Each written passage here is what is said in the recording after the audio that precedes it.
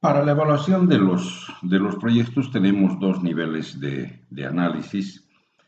Uno es el análisis financiero o denominado privado, que tiene que hacer con el uso de los precios del mercado, vale decir, los precios que se observan en el mercado cotidianamente. Se va al mercado, se pregunta los precios de cualquier bien o servicio y esos precios que nos indican los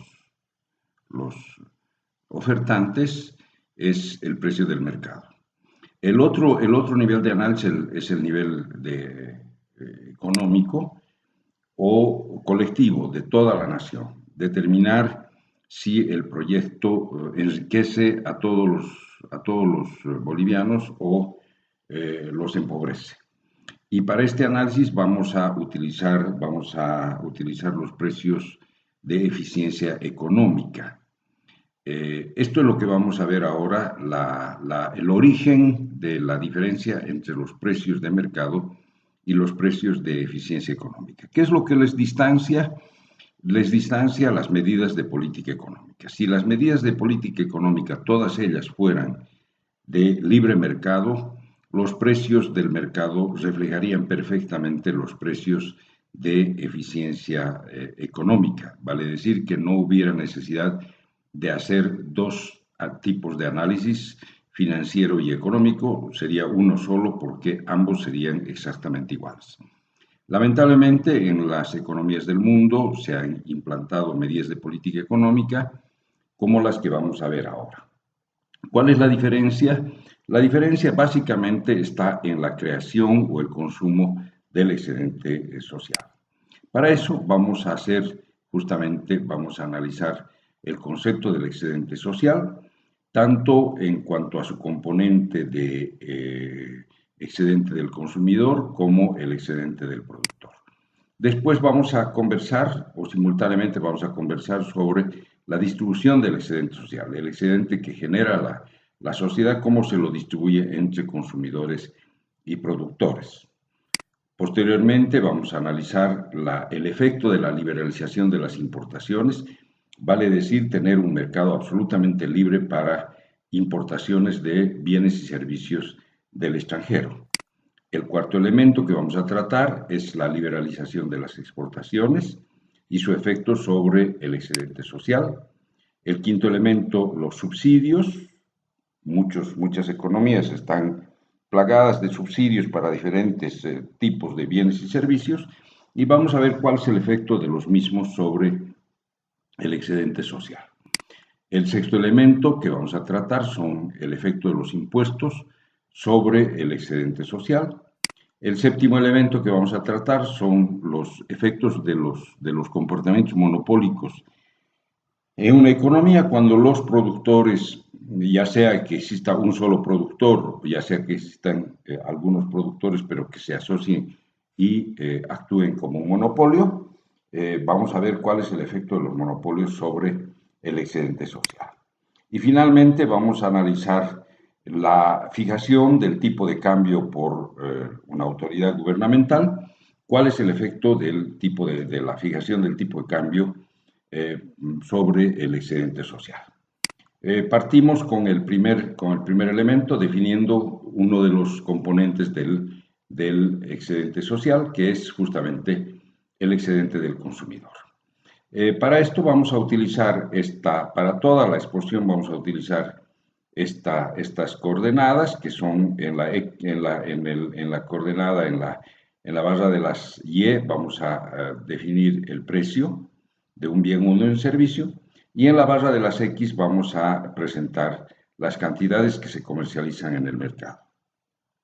Cuando analizamos a los consumidores, tenemos que ver cuál es la actitud, cuál es la disposición de los consumidores a pagar por un bien o por un servicio.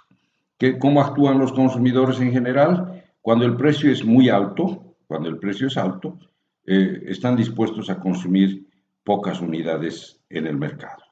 Cuanto más alto el precio, menor cantidad de bienes y servicios se van a demandar. Cuando el precio baja y cuando el precio es bajo, los consumidores van a estar dispuestos a consumir bastante mayor cantidad de bienes y servicios. Esto define una recta. Entre estos dos puntos se define una recta que se denomina la curva de la demanda o la curva de la disposición de los consumidores a pagar.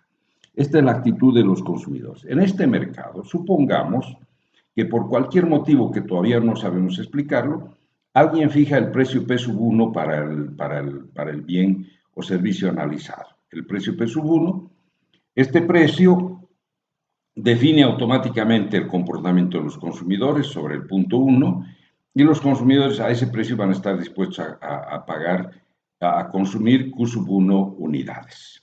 Bien, ¿cuál es ahora el análisis desde el punto de vista del excedente?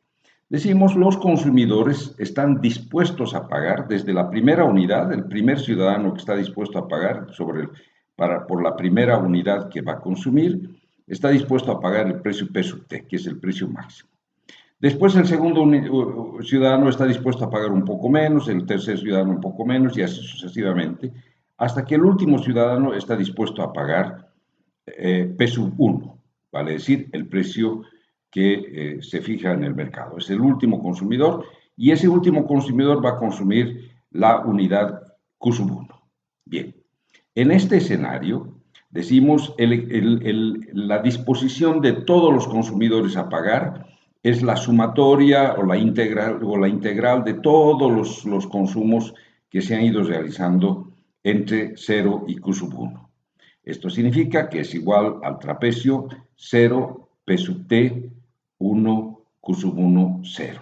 Este trapecio es toda la disposición de los consumidores a pagar.